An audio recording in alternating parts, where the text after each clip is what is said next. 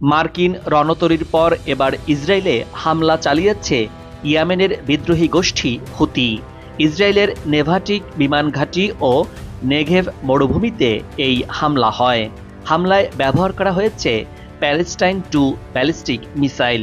খবরটি নিশ্চিত করেছে ইসরায়েলের সংবাদ মাধ্যম the Times of Israel. Israeli সংবাদ মাধ্যমটির প্রতিবেদনে বলা হচ্ছে, মঙ্গলবার রাতে হামলার সময় দক্ষিণ ইসরায়েলে সতর্কতামূলক সাইরেন বেজে ওঠে। হাজার হাজার ইসরায়েলি নাগরিক নিরাপদ স্থানে আশ্রয় নেয়। আহত ও নিহতর ব্যাপারে কোনো তথ্য প্রকাশ করেনি সংবাদ মাধ্যমটি। হামলার কয়েক ঘন্টা পরেই বিবৃতি দিয়েছেন হুতির মুখপাত্র ব্রিগেডিয়ার জেনারেল ইয়াহিয়া সারি। ইসরায়েল ও যুক্তরাষ্ট্রকে হুঁশিয়ারি দিয়ে হুতির এই কমান্ডার বলেন, গাজা উপত্যকায় হামলা বন্ধ না করা পর্যন্ত ইসরায়েলে হামলা চালাবে হুতি। আর ইসরায়েলের সামরিক বাহিনী আইডিএফ বলছে, হুতির ছোড়া ব্যালিস্টিক মিসাইলটি তারা ধ্বংস করেছে। ক্ষেপণাস্ত্র প্রতিরক্ষা ব্যবস্থা দিয়ে মিসাইলটিকে সৌদি আরবের আকাশ সীমায় ভূপাতিত করা হয়েছে। এর আগে শনিবার থেকে হুতি নিয়ন্ত্রিত ইয়েমেনের বিভিন্ন প্রদেশে বিমান হামলা শুরু করে যুক্তরাষ্ট্র। প্রতিশোধ নিতে হুতিরা পাল্টা হামলা করতে পারে এমন আশঙ্কা ছিল ইসরায়েল। সেই পরিপ্রেক্ষিতে রোববার থেকে বিমান বাহিনীকে সতর্ক অবস্থায় রাখা হয়েছে। সংবাদ মাধ্যম টাইমস অব ইসরায়েল বলছে, হুতি গোষ্ঠী 2023 সালের নভেম্বর থেকে এখন পর্যন্ত ইসরায়েলে 40টির মতো ব্যালিস্টিক মিসাইল নিক্ষেপ করেছে। এ সময় ড্রোন হামলাও করা হয়। ইয়েমেনের এই গোষ্ঠীটি লোহিত সাগর ও আরব সাগরে চলাচলকারী শতাধিক বাণিজ্যিক জাহাজে হামলা করে। এসব হামলায় বাণিজ্যিক জাহাজ ডুবে মারা যায় বেশ কয়েকজন নাবিক। তাদের হামলার মূল লক্ষ্যবস্তু ছিল মার্কিন ও ইসরায়েলি জাহাজ। মধ্যপ্রাচ্যে ইরানের প্রক্সি হিসাবে কাজ করে হুতি। ইরান এই বিদ্রোহী গোষ্ঠীটিকে সব ধরনের সামরিক ও অর্থনৈতিক সহযোগিতা দেয় তেহরান।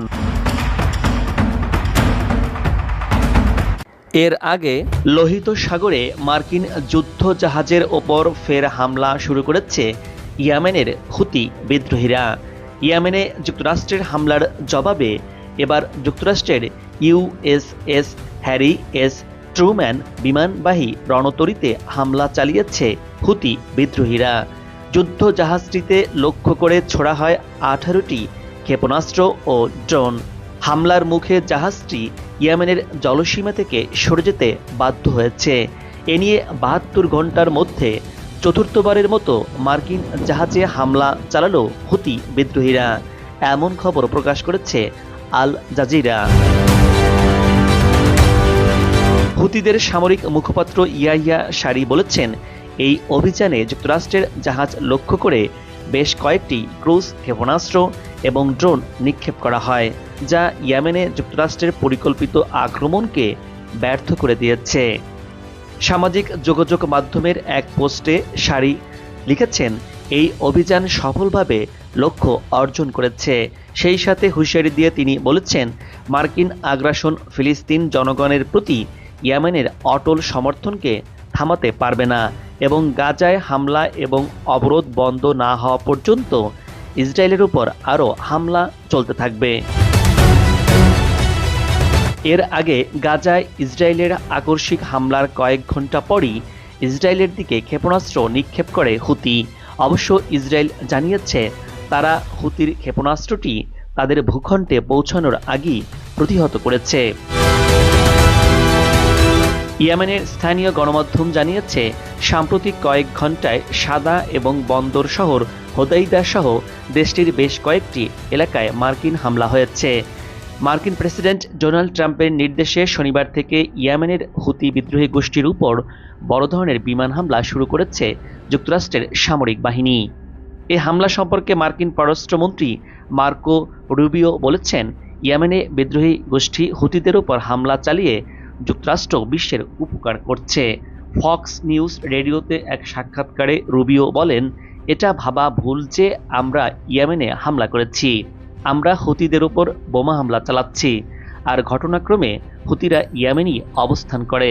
সাক্ষাৎকারে রুবিও আরও বলেন, মার্কিন হামলাগুলো লোহিত সাগরে হুতিদের হামলা বন্ধ করার জন্য করা হয়েছে।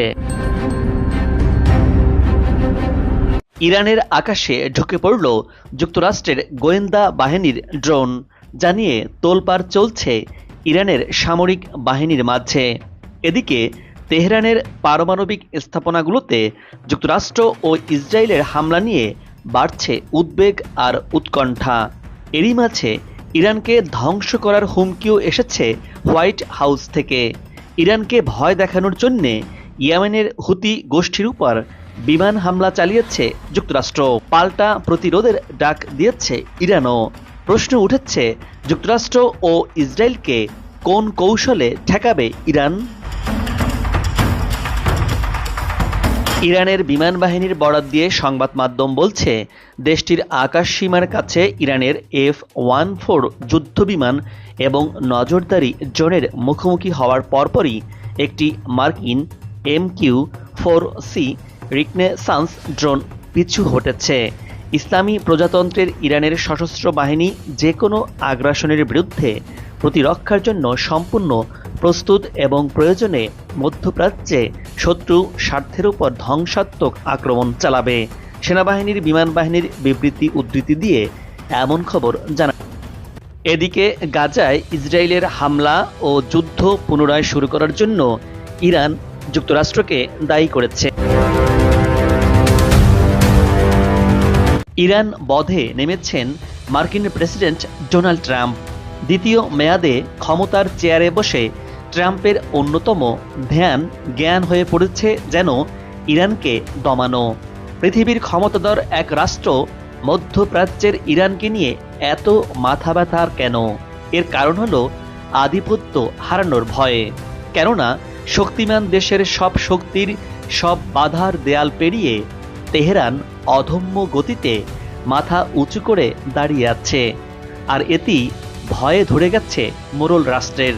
আর তাই তো মধ্যপ্রাচ্যের নায়কোচিত দেশ ইরান এখন পশ্চিমাদের চোখের কাঁটা। আর এই কাঁটা উপড়ে ফেলতে নানা সমীকরণে ফেলে তেহরানকে কম শায়েস্তা করেনি ট্রাম্প প্রশাসন। তবে দিন শেষে খালি হাত আর মাথায় বাঁশ নিয়ে ফিরতে হয়েছে মার্কিনীদের। দ্বিতীয় মেয়াদে ক্ষমতায় আসার পর মধ্যপ্রাচ্য ইস্যুতে যেন ধৈর্য হারিয়েছেন মার্কিন প্রেসিডেন্ট ডোনাল্ড ট্রাম্প। সরাসরি বোমা হামলার হুমকি ঘুরে ফিরে শোনা যাচ্ছে তার মুখে। তেহরানের প্রতি লোক দেখানো আলোচনার আহ্বানের আড়ালে যুক্তরাষ্ট্রের হুমকি, হামলা আর হুঁশিয়ারি যখন স্পষ্ট, তখন ইরানের পক্ষ থেকে এলো সতর্ক বার্তা। সুযোগে তেহরানে হামলার ভুল না করার হুঁশিয়ারি জানিয়েছে ইরান। এদিকে ইয়েমেনের পর এবার ইরানের সাথেও যুদ্ধের আভাস দিয়েছে যুক্তরাষ্ট্র। গত কিছুদিন থেকেই ইরানের পারমাণবিক কর্মসূচিকে ঘিরে উত্তপ্ত পরিস্থিতি বিরাজ করছে তেহরান ও হোয়াইট হাউসের মাঝে। বিশেষ করে মার্কিন প্রেসিডেন্ট হিসেবে ডোনাল্ড ট্রাম্প আবারও মসনদে বসলে মধ্যপ্রাচ্য ইস্যু নিয়ে আলোচনা শুরু হয়। দুই দেশের মাঝে মধ্যস্থতা করতে নাক গলিয়েছে রাশিয়াও। তবে শেষ মুহূর্তে পাল্লা ভারী হয়েছে ইরানেরই। এদিকে তেহরানের পরমাণু অস্ত্র তৈরিকে ঘিরে উৎকণ্ঠায় আন্তর্জাতিক আণবিক শক্তি সংস্থা IAEA, যার ফলে মধ্যপ্রাচ্যের শাসনভার নিয়ে চিন্তার ভাঁজ ইসরায়েলের প্রধানমন্ত্রী বেনিয়ামিন নেতানিয়াহু ও মার্কিন প্রেসিডেন্ট ট্রাম্পের কপালে। ইরান সমঝোতায় রাজি না হওয়ায় দেশটির বিরুদ্ধে কোন অবস্থানে মার্কিন প্রশাসন? যুক্তরাষ্ট্রের ক্ষমতায় যে ব্যক্তি বা দলই বসুক না কেন, ইরান যাতে পারমাণবিক অস্ত্র তৈরি করতে না পারে সে বিষয়টি নিশ্চিত করবে হোয়াইট হাউস। বিদায় বেলায় এমন সতর্কবার্তাই দিয়ে গেছেন মার্কিন সাবেক পররাষ্ট্রমন্ত্রী অ্যান্টনি ব্লিংকেন। প্রেসিডেন্ট হিসাবে ডোনাল্ড ট্রাম্প দায়িত্ব নেওয়ার পর থেকেই ইরানের সাথে নিষেধাজ্ঞার খেলায় মত্ত হয়ে উঠেছেন। অন্যদিকে মার্কিন প্রশাসনের সমর্থন নিয়ে ইরান অধ্যায় শেষ করার ঘোষণাও দিয়েছেন ইসরায়েলের প্রধানমন্ত্রী বেনিয়ামিন নেতানিয়াহু। আর আগামী অক্টোবরের মধ্যেই পারমাণবিক ইস্যুতে ইরান যুক্তরাষ্ট্রের সাথে সমঝোতায় না গেলে নেতানিয়াহুর সহায়তায় ট্রাম্প তেহরানে হামলা চালাবেন বলে হুঁশিয়ারি করে ইউরোপের একজন কূটনৈতিক। মার্কিন প্রেসিডেন্ট ডোনাল্ড ট্রাম্প ও অন্যান্য মার্কিন কর্মকর্তারা বেপরোয়া ও উস্কানিমূলক বক্তব্য দিয়েছেন। জাতিসংঘের নিরাপত্তা পরিষদে এমনটাই দাবি করেছে ইরান। জাতিসংঘের কাছে পাঠানো এক চিঠিতে ইরানের রাষ্ট্রদূত আমির সাইদ ইরাভানি এ দাবি করেছেন। ব্রিটিশ সংবাদ সংস্থা রয়টার্স এ খবর জানিয়েছে। জাতিসংঘে পাঠানো চিঠিতে ইরাভানি বলেছেন, তেহরানের বিরুদ্ধে ভিত্তিহীন অভিযোগ তোলা হয়েছে এবং বল প্রয়োগের হুমকি দেওয়া হয়েছে। ইয়েমেনে অস্ত্র নিষেধাজ্ঞা লঙ্ঘন বা অঞ্চলে কোনো অস্থিতিশীল কর্মকাণ্ডে জড়িত থাকার বিষয়ে যে কোনো অভিযোগ ইরান দৃঢ়ভাবে প্রত্যাখ্যান করেছে, এমনটাই জানানো হয়েছে ওই চিঠিতে।